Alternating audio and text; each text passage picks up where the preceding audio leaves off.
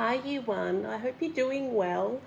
I'm still at home. I'm starting to feel a lot better, but I'm sure I'm going to be absolutely in great shape for our next lesson.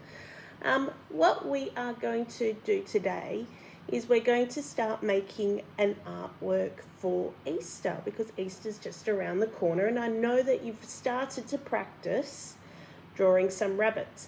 This is my dog Cole, and sometimes we actually nickname him Little Rabbit because he has very long ears like a rabbit. Now, he can't actually see what's going on at the moment because he is blind, but he's still very, very cute. So he's going to be my partner and help me out with my artwork today, and we're going to get started. So I'm going to start my good copy of my Easter rabbit.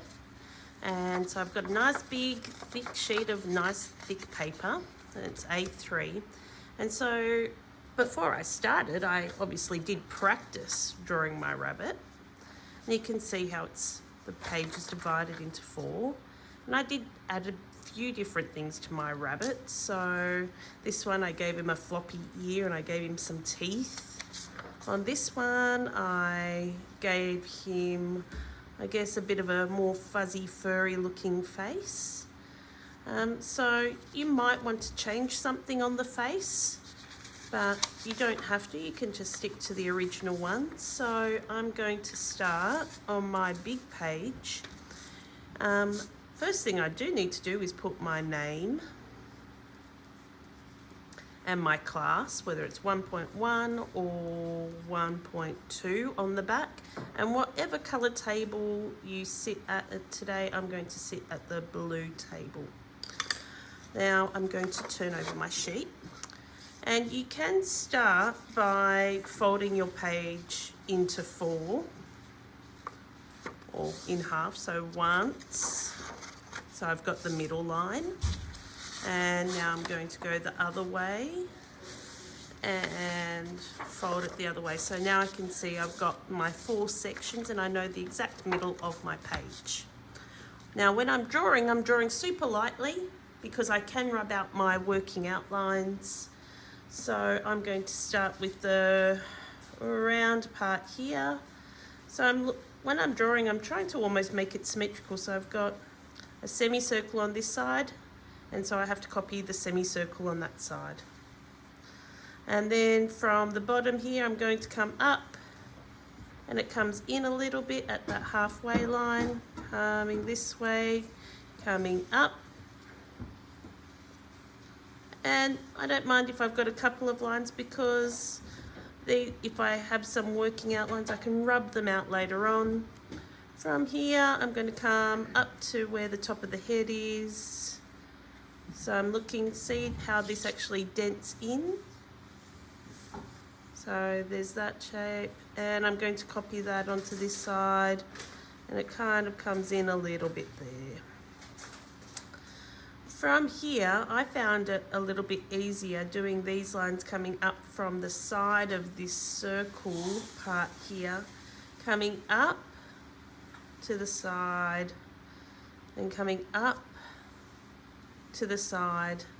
And this gave me the point of where I could actually start my ears. So I thought that was a little bit easier to do it that way. I know that here, this one's an easy one. So I've got here a curved Y for my nose. And then coming down to a U or a nice beautiful wave line there for the mouth. When I've got these lines coming up the side, this is where I'm going to start my ears. So I'm coming up towards the top of the page, and then I'm coming inwards, coming back, up, in. And this one, maybe I might make it floppy, so I'm coming up, and I'm imagining that it's going up, and it's okay if I do this line here, but I'm going to have that flop down. So now instead of it going all the way up, I'm going to have it fold down. So I've got my floppy ear. Comes up and it folds over. I also need to add my eyes. So I've got my halfway point and my eyes are going to sit on top of that halfway point. Two kind of ovals or egg shapes. And then I've got the parts of the eyes that won't be coloured in there. Oh, I forgot to put my neck in, or my body. Coming down to the bottom of the page.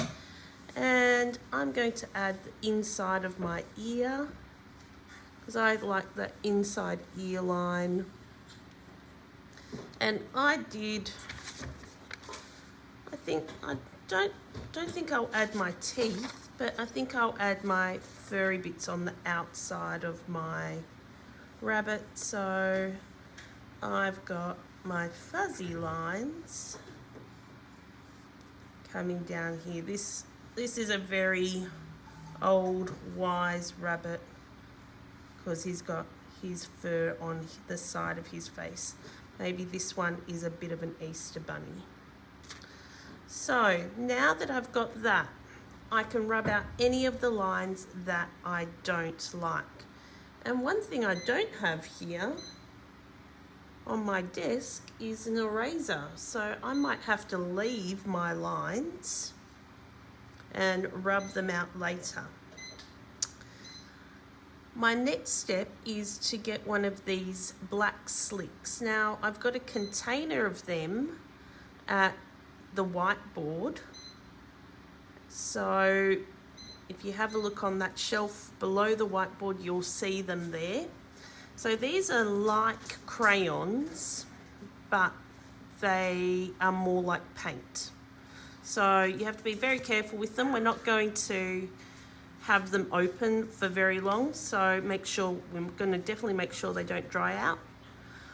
We don't have to wind them up very much, just a little bit. And this is where I'm going to go over my good lines with the black slick. Now I'm using the edge of it, because if I used the middle part of it, I'll just turn my page over. If I use the middle part, it'll be quite thick. But if I use the edge, it'll be thin. So you just have to have maybe a bit of a practice seeing how you can make your marks with that. So I've got my folded over ear, my lines there, coming across, and I'm going over my good lines. As I said, I would have rubbed out all my working out lines first, but one thing is I just don't have an eraser here. It's a bit funny, isn't it? I don't use erasers very often. I've got my fuzzy cheeks. And notice I'm not going to actually do this line because I want to keep my cheeks fuzzy on the side. So that curved line, that smooth curved line on the side is actually my working out line, the line that gets rubbed out.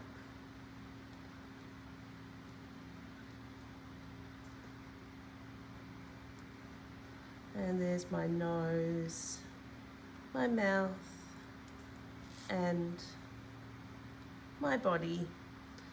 And I can go around. Oh, it's a bit difficult to keep control of that. It's so thick, and around the eyes. So I hope that you can get to this point. Oh, I think I missed a part there. Hope you can get to this point during our lesson today, and then next lesson we'll start with the following steps, which we're going to need some more working out lines before we do our good lines. So I hope you have a wonderful lesson, boys, and I hope to see you next time.